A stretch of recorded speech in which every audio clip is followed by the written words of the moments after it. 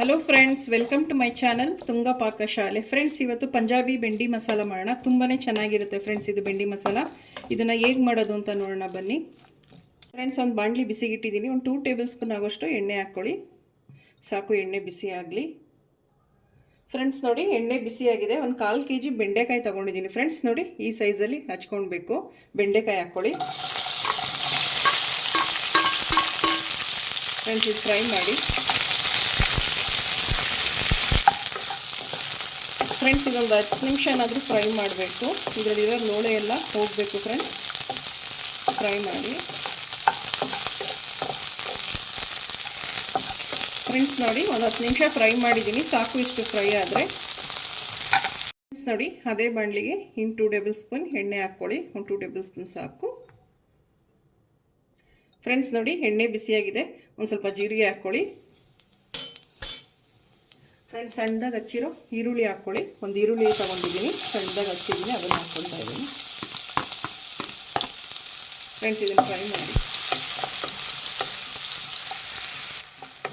Friends ನೋಡಿ, ಈರುಳ್ಳಿ ಚೆನ್ನಾಗಿ ಫ್ರೈ ಆಗಿದೆ. ಫ್ರೆಂಡ್ಸ್, 1/4 ಟೀ ಸ್ಪೂನಲ್ಲಿ ಒಂದು ಸ್ವಲ್ಪ ಹಾಕ್ಕೊಳ್ಳಿ ಶುಂಠಿ ಬೆಳ್ಳುಳ್ಳಿ ಪೇಸ್ಟು. ಫ್ರೈ ಮಾಡಿ.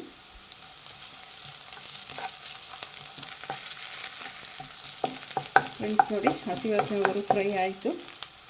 ಈಗ ಒಂದೆರಡು ಟೊಮೊಟೊನ ಹಾಕ್ಕೊತಾ ಇದ್ದೀನಿ. ಫ್ರೆಂಡ್ಸ್, ಟೊಮೆಟೊ ಒಂದು ಸ್ವಲ್ಪ ಜಾಸ್ತಿ ಹಾಕ್ಕೊಳ್ಳಿ.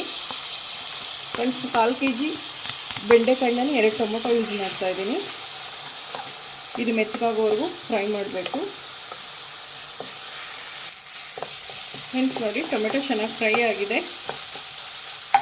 ಫ್ರೆಂಡ್ಸ್ ನೋಡಿ, ಒಂದು ಅರ್ಧ ಟೇಬಲ್ ಸ್ಪೂನ್ ಖಾರದ ಪುಡಿ ತೊಗೊಂಡಿದ್ದೀನಿ. 1/4 ಟೀ ಸ್ಪೂನ್ ಗರಂ ಮಸಾಲ, ಒಂದು ಅರ್ಧ ಟೇಬಲ್ ಸ್ಪೂನ್ ಧನಿಯಾ ಪುಡಿ. ಇದನ್ನು ಹಾಕ್ಕೊಳ್ಳಿ. ಫ್ರೆಂಡ್ಸ್, ಇದು ಅಷ್ಟೇ ಫ್ರೈ ಮಾಡಿ. ಫ್ರೆಂಡ್ಸ್ ನೋಡಿ, ಲೋ ಫ್ಲೇಮಲ್ಲಿ ಇಟ್ಟು ಫ್ರೈ ಮಾಡಬೇಕು, ಇಲ್ಲ ತಳ ಹಿಡಿದ್ಬಿಡುತ್ತೆ.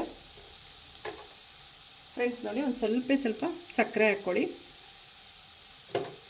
ಮಿಕ್ಸ್ ಮಾಡಿ. ಫ್ರೆಂಡ್ಸ್, ಒಂದು ಸ್ವಲ್ಪ ನೀರು ಹಾಕ್ಕೊಳ್ಳಿ. 1 ಗ್ಲಾಸ್ ಅಷ್ಟು ಹಾಕ್ಕೊಳ್ಳಿ, ಸಾಕು.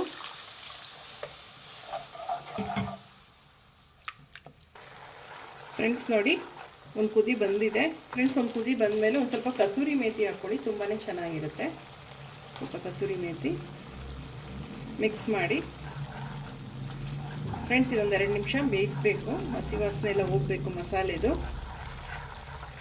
ಫ್ರೆಂಡ್ಸ್ ನೋಡಿ, ಈಗ ರುಚಿಗೆ ತಕ್ಕಷ್ಟು ಉಪ್ಪು ಹಾಕ್ಕೊಳ್ಳಿ. ಫ್ರೆಂಡ್ಸ್, ಮಿಕ್ಸ್ ಮಾಡಿ.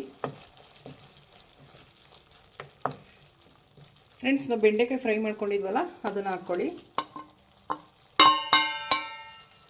ಮಿಕ್ಸ್ ಮಾಡಿ.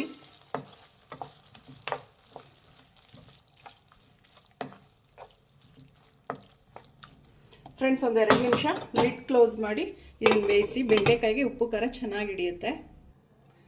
ಫ್ರೆಂಡ್ಸ್ ನೋಡಿ, ಸಾಕು, ಇಷ್ಟು ಒಂದು 2 ನಿಮಿಷ ಸಾಕು. ಚೆನ್ನಾಗಾಗಿದೆ. ಮಿಕ್ಸ್ ಮಾಡಿ. ಫ್ರೆಂಡ್ಸ್, ಲಾಸ್ಟಿಗೆ ಒಂದು ಸ್ವಲ್ಪ ಕೊತ್ತಂಬರಿ ಸೊಪ್ಪು ಹಾಕ್ಕೊಳ್ಳಿ.